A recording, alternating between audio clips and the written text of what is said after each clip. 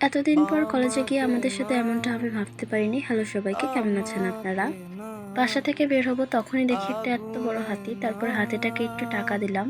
আর হাতিটাকে টাকা না দিলে না, হাতিটা একদমই আগাচ্ছিল না। হাতিটা সবার কাছ থেকে টাকা নিয়েছে। তারপরে এই তো শীতে চলে আসলো।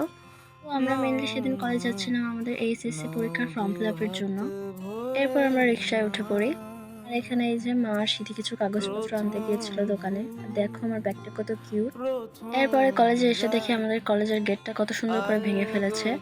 যাই হোক, এটা দেখে আমরা ভিতরে চলে গেলাম, গিয়ে আমাদের ফর্ম ফিল আপটা করে ফেললাম। তারপরে এই যে আমাদেরকে একটু দেখাচ্ছিলাম।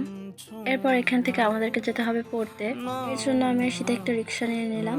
তারপর এই তো সুন্দর রাস্তা দেখতে দেখতে পড়তে চলে যাচ্ছিলাম। আর রাস্তার সাথে অনেক ভিড় ছিল, যেহেতু সামনে ঈদ। তারপরে এই তো আমরা প্রাইভেটে চলে আসি।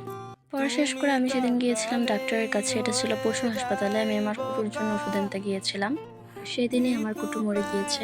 এরপরে তো আমরা একটু গল্প করছিলাম, তারপর চলে আসলাম আমরা ফুলের দোকানে। এখানে আসলে না আমার মনটা ভালো হয়ে যায়। তো আজকের ভিডিওটা অবধি, সবাইকে জানাই টাটা।